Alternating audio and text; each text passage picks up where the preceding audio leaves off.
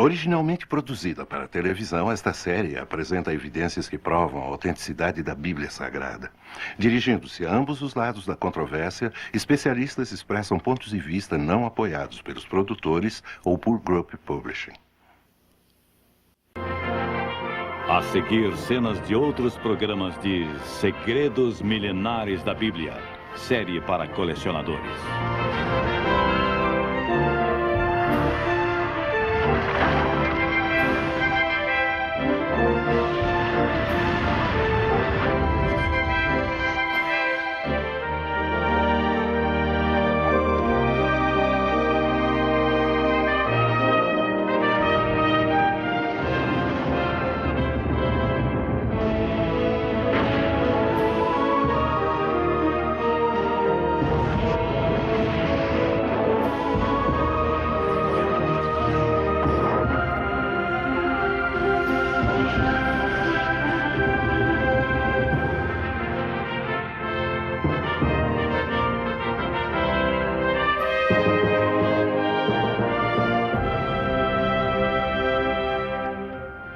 Viajaremos agora nas páginas do primeiro registro histórico contínuo da humanidade, o livro chamado A Bíblia Sagrada. Vamos investigar algumas de suas histórias mais controvertidas e descobrir respostas para perguntas muito difíceis. Será a Bíblia um relato confiável de intervenções milagrosas que salvam as pessoas de um destino iminente e da destruição? Ou será meramente uma coleção de lendas e mitos, como afirmam alguns críticos modernos? Especialistas do mundo todo, tanto céticos quanto defensores da Bíblia, contribuíram para a discussão destas questões bíblicas que poderão chocá-los e surpreendê-los. A fornalha ardente. Poderia alguém sobreviver a ela? De acordo com a Bíblia, no livro de Daniel, 3 homens foram jogados numa incandescente fornalha de tijolos. Enquanto as famintas chamas envolviam os homens condenados, uma multidão enfurecida esperava ouvir gritos que nunca vieram.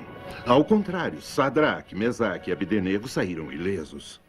Esses homens poderiam, de fato, ter sobrevivido a tal provação? Nesse caso, de que maneira? É uma história verdadeira ou só ficção inventada? Todo o livro de Daniel foi escrito em cerca de 165 a.C., para encorajar os judeus em sua guerra de independência contra o rei da Síria. No entanto, ele alega ter sido escrito uns 400 anos antes, na época do profeta Daniel. Algumas pessoas veem essa manipulação da história como uma gigantesca fraude. Uma das razões pela qual alguns presumem que Daniel foi escrito em cerca de 165 a.C. é que o livro menciona 3 grandes instrumentos musicais. Presume-se que esses instrumentos não seriam conhecidos na Babilônia antes da chegada do exército grego em 325 a.C. No entanto, registros cuneiformes e a arqueologia mostram que mercadores gregos já eram ativos na Babilônia em 700 a.C., 100 anos antes da época de Daniel. Não surpreende escutar instrumentos musicais gregos na corte de Nabucodonosor. O relato bíblico de Daniel é repleto de contradições e erros cronológicos. Não pode ser confiado como história real daquele período babilônico. Arquivos de tabuletas cuneiformes, que são os registros oficiais dos antigos reis, e os pergaminhos do Mar Morto, todos descobertos neste século, provam que o livro de Daniel é um registro histórico de testemunho ocular altamente preciso do reinado de Nabucodonosor e que foi escrito durante a época de Daniel. As discussões a respeito do livro de Daniel e o período do cativeiro hebreu na Babilônia parecem infindáveis. Então, como podemos saber no que devemos ou não acreditar? Talvez a maneira mais fácil de testar o livro de Daniel, um dos livros mais controvertidos da Bíblia, seja examinar a história do livro mais difícil de se acreditar. A história de Sadraque, Mesaque e Abdenego na fornalha ardente. Foi em 605 a.C., durante a campanha de Nabucodonosor em Judá, que 4 jovens hebreus, Daniel, Sadraque, Mesaque e Abdenego, foram afastados de suas famílias e deportados para a Babilônia para trabalhar na corte do rei Nabucodonosor. Os jovens hebreus descobriram mundos com os quais jamais haviam sonhado e se tornaram membros da prestigiada corte dos intelectuais. Sabemos pela história que o reinado de Nabucodonosor era infestado com atentados e golpes no palácio e revoltas públicas. Pode ter sido um desses atentados que enredou Daniel e seus 3 amigos tão perigosamente. A cada ano que passava, os estranhos sonhos do rei o perturbavam quase à loucura. Esse sonho me assusta. Preciso saber o que significa. Chamem meus sábios, adivinhos e astrólogos.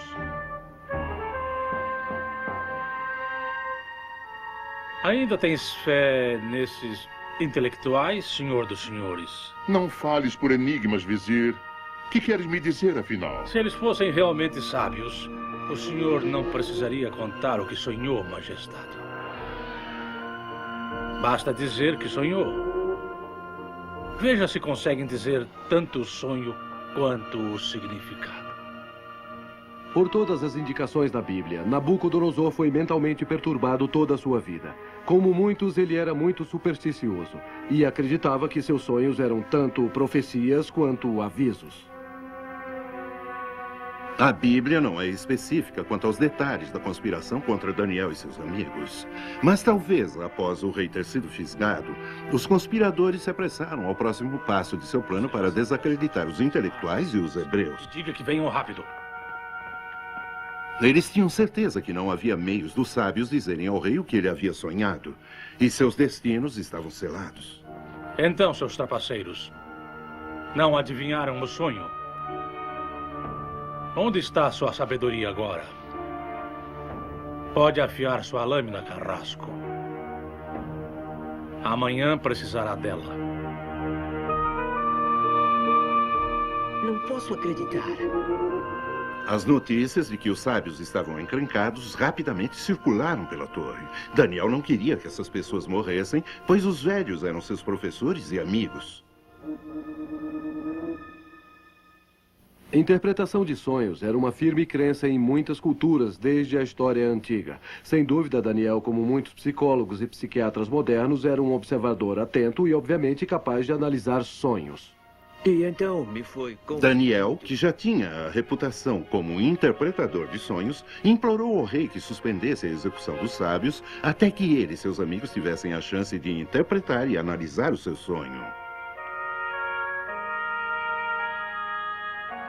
Então, quando Daniel contou ao rei seu sonho e seu significado com precisão, Nabucodonosor o promoveu a primeiro-ministro e colocou Sadraque, Mesaque e Abdenego como seus administradores na cidade da Babilônia. Além de ser nomeado primeiro-ministro, ele se tornou emissário-chefe do rei e oficial-chefe de seus 52 palácios. Após interpretar o sonho do rei, Daniel também ficou imune à punição por decreto real. Esses sábios hebreus são todos conectados. E quanto a nós, fomos todos afastados do ofício e os hebreus colocados em nossos lugares. Perderemos uma fortuna de fraude e suborno. O que vamos fazer? Isso pode nos destruir a todos. Não percamos a cabeça. Esses hebreus têm uma fraqueza que nos ajudará a vencer. Sua religião.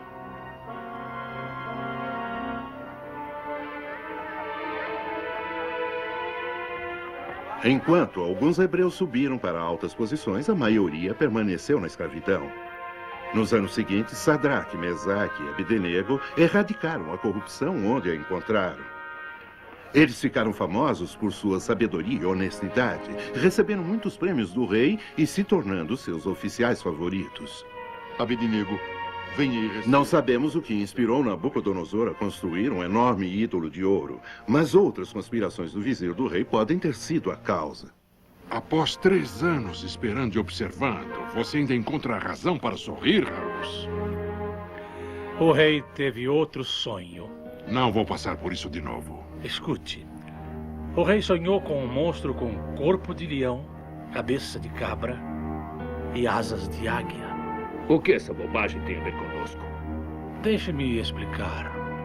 Marduk... O desleal vizir poderia ter convencido alguns dos astrólogos a ajudá-lo a persuadir o rei de que ele havia sonhado com o antigo rei da guerra da Babilônia, Desde Marduk. então tombou na terra. Marduk não havia sido adorado como Deus por mais de 1000 anos.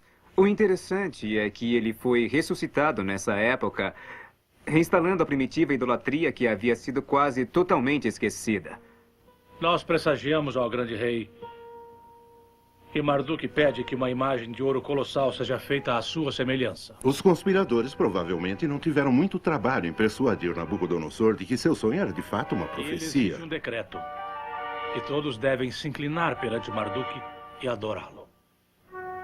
Aqueles que se negarem devem morrer. Que o decreto seja escrito e proclamado por todo o Império. Você acredita mesmo que esse decreto fortalecerá meu Império, Harus? Não tenho certeza. Ele o fará mais famoso que seu imperial ancestral, Hammurabi.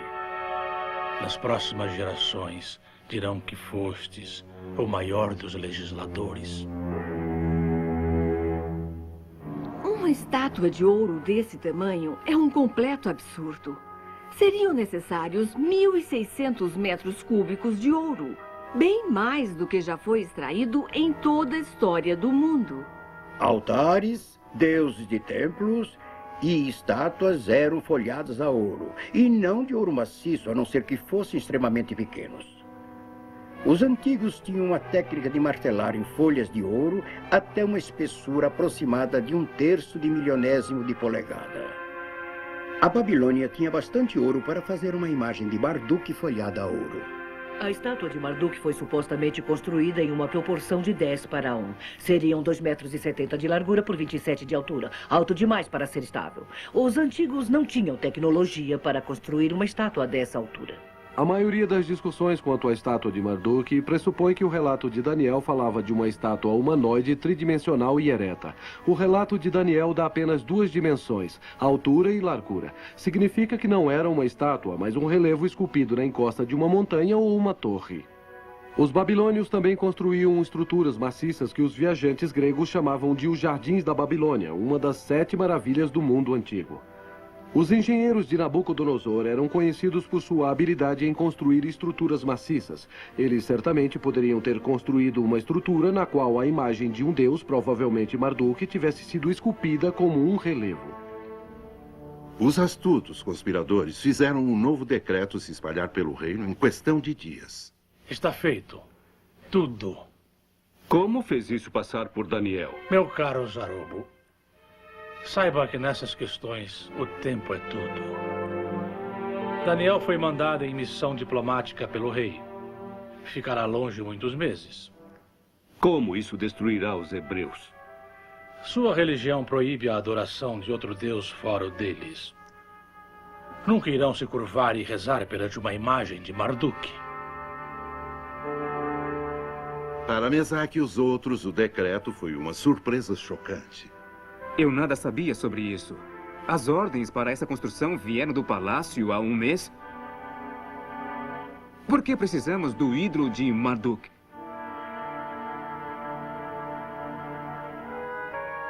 Nenhum de vocês soube disso antes? Não. Eu também só fiquei sabendo disso agora. Quem está por trás desse novo ídolo de Marduk? Eu farejo a mão suja de Harus nisso. Penso que é hora de rezar pela orientação de Deus.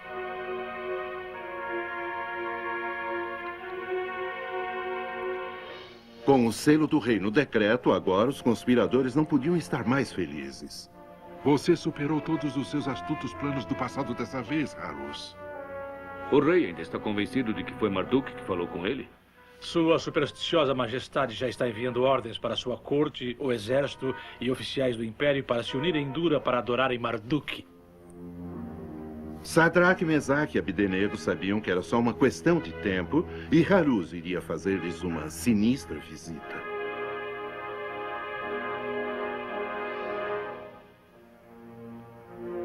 Mil perdões por essa interrupção, senhores.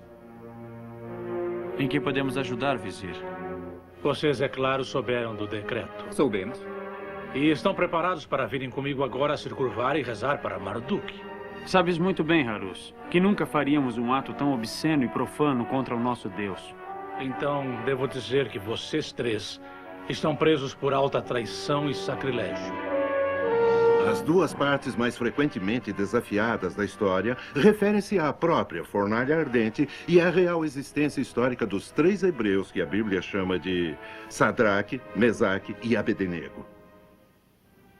Seres humanos não poderiam ter sobrevivido a um inferno tão intensamente quente. A Bíblia deve estar errada neste caso. Esse relato é verdadeiro.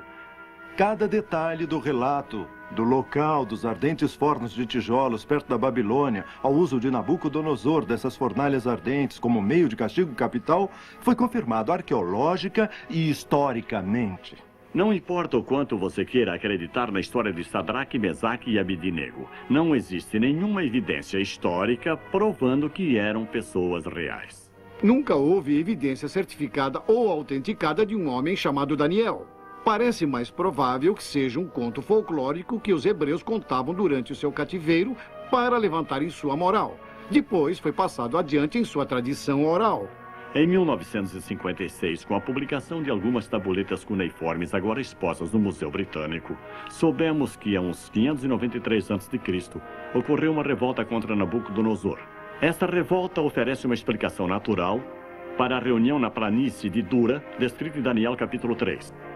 Para garantir a lealdade de seus oficiais de governo, ele os fez jurar fidelidade à sua grande imagem.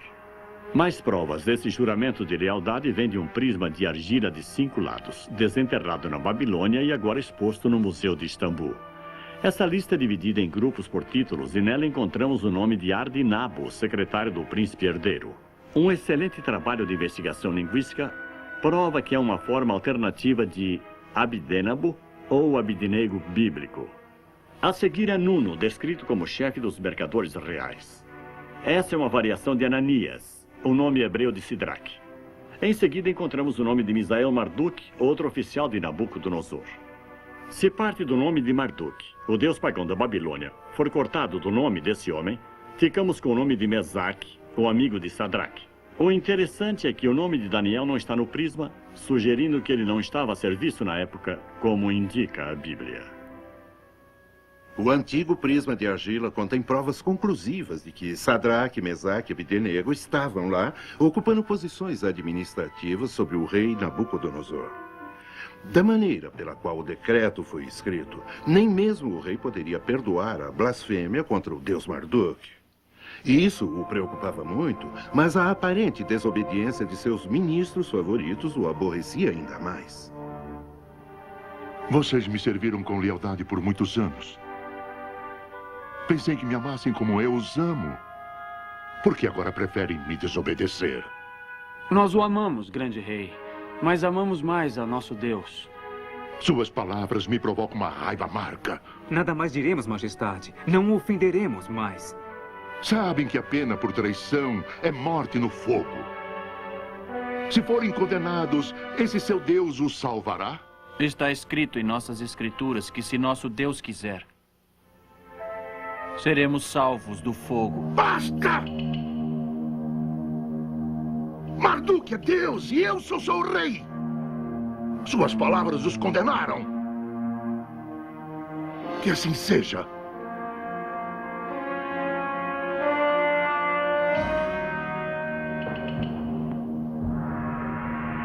Reze a Marduk para que meus serviçais tenham sido tratados com justiça. E que vocês não tenham me enganado. A razão dessa história não soar verdadeira é sua total crença no Deus hebreu, pelo qual estavam dispostos a sofrer morte hedionda. Se foram levados à Babilônia quando meninos, suas velhas crenças teriam sumido com sua educação. Teriam aprendido a pensar como babilônios e não como israelitas ritualísticos. Durante a Inquisição espanhola, milhares de crianças judias enfrentaram a tortura e a morte para não negar a sua fé. Durante o terror nazista, muitas crianças judias morreram pela mesma razão. Sadraque, Mesaque e Abidinego teriam sido bem instruídos em sua herança e religião.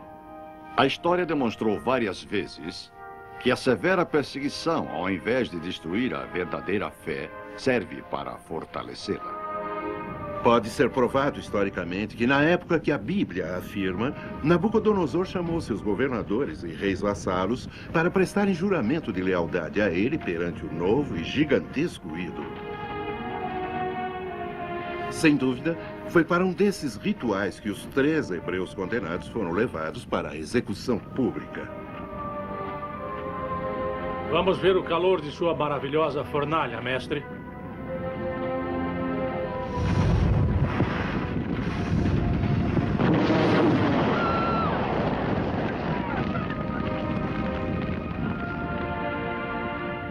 Genial. De fato, Harus, você se superou.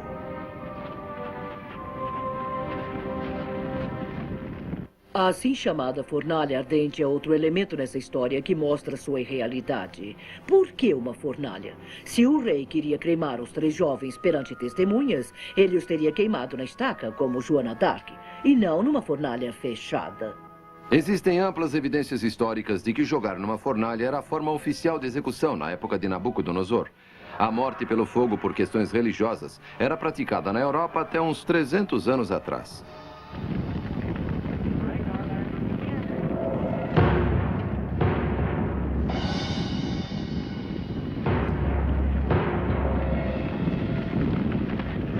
A fornalha era tão quente, 7 vezes mais do que a sua temperatura normal, que os soldados que jogaram os hebreus nela foram mortos pelo calor. O assunto da fornalha ardente não soa como verdade nessa história. Primeiro, as fornalhas usadas para converter minério em metal teriam sido bem pequenas, não grandes o suficiente para jogar um homem dentro, muito menos 3. Segundo, enquanto as fornalhas para queimar tijolos daquele tempo eram capazes de imenso calor, elas eram geralmente muito pequenas devido ao limitado suprimento de oxigênio para queimar o combustível. Finalmente, se a fornalha da Bíblia lançou chamas que mataram vários soldados, não haveria hipótese de 3 homens terem sobrevivido ao intenso calor. A descrição bíblica deixa muito claro que a fornalha ardente era de tijolos. No Iraque do Norte, com base em tabuletas cuneiformes, encontramos evidências arqueológicas das fornalhas de tijolos de Nabucodonosor, que eram do tamanho de um quarteirão, usadas para fazer tijolos vitrificados com vidros azuis, verdes e amarelos para o seu portal na Babilônia. Esse é um pequeno fragmento de tijolo da Babilônia, da antiga fornalha de Nabucodonosor. Foi cozido em tão alta temperatura que a própria argila ficou como vidro. A fornalha era extremamente quente devido ao combustível de piche e enxofre que eram soprados por foles para se obter mais chama e calor. Então, os vidros coloridos eram queimados a uma temperatura ainda maior. Para saber mais sobre a construção e o funcionamento das antigas fornalhas de tijolo, fomos ao Dr. Ron Charles, arqueólogo, historiador e engenheiro, que projetou 2 fornalhas semelhantes para a companhia Owens Corning. Apesar de Deus poder ter salvo o trio hebreu da maneira que quisesse, o Dr. Charles sugere como ele poderia ter feito. Aqui no computador temos a reprodução arquitetônica do forno de tijolo da fornalha ardente baseada em achados arqueológicos e informações descritivas da Bíblia. A altura total desse forno de 2 andares, daqui até aqui, era de uns 10 metros, com 6 metros sendo a área da câmara de fogo e uns 4 metros sendo a câmara de cozimento de tijolos. Essa última câmara é de especial interesse. Após os tijolos serem cozidos e vitrificados aqui, eles eram levados para essa câmara de acabamento e colocados na areia, onde sua temperatura era reduzida devagar para evitar trincas. Sadraque, Mesaque e Abednego foram jogados no forno da fornalha superior de acabamento pelos sacerdotes do templo. Eles teriam aterrissado na areia, que estava a uns 200 graus embaixo e talvez a um máximo de 60 graus na superfície. Foi nessa câmara que o rei mandou seus soldados aumentarem o calor 7 vezes a sua temperatura normal para matar o trio. Quando abriram a porta para colocar mais combustível, uma corrente de chama explosiva matou os soldados, envolvendo o exterior da câmara de acabamento que continha o trio. Esse antigo forno e mesmo os modernos fornos de tijolo e vidro têm frequentemente pontos frios, áreas desiguais de aquecimento, lugares em que se pode sobreviver ileso por um período de tempo.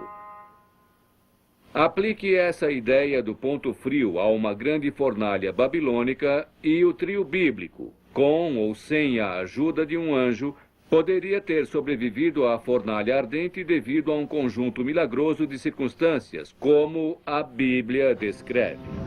A Bíblia diz que não só os 3 hebreus foram jogados na fornalha ardente, como o calor foi aumentado 7 vezes em sua temperatura normal.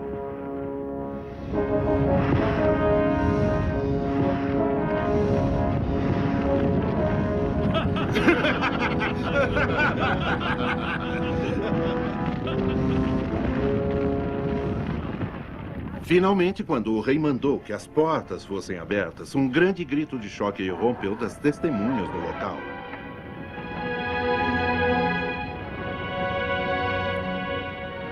E lá, no coração da grande fornalha, estavam Sadraque, Mesaque e Abednego, com uma figura de branco atrás deles, e eles estavam ilesos. Nenhum fio de cabelo havia sido danificado.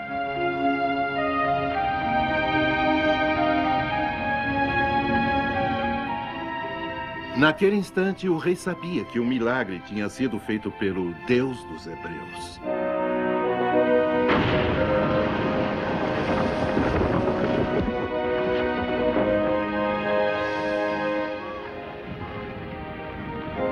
Vocês mentiram para mim! Vocês não passam de um ninho de víboras! Matem! De acordo com a Bíblia, quando Nabucodonosor viu o poder do Deus hebreu com seus próprios olhos, ele promoveu Sadraque, Mesaque e Abednego aos mais altos ofícios do império. Então ele fez o nome de Deus vivo ser proclamado por todo o império como o verdadeiro e único Deus. Existiram um Daniel e seus 3 amigos, Sadraque, Mesaque e Abednego, e eles passaram por uma provação no fogo. Mesmo que surpreendente, o grupo de evidências parece indicar que todas essas coisas aconteceram exatamente como a Bíblia diz. Esse relato bíblico é mais do que a história de como Sadraque, Mesaque e Abednego sobreviveram à fornalha ardente. É a história do que fazer quando nossas convicções pessoais entram em conflito com a autoridade real. Enquanto as ordens do rei estavam em harmonia com as suas convicções, tudo estava bem com o trio hebreu. Mas quando as ordens do rei e as do Senhor conflitaram, o trio escolheu obedecer a Deus. Hoje, quando desejos pessoais e pressões entram em conflito com a lei de Deus, nós escolhemos obedecer o que é certo. Algo a se pensar.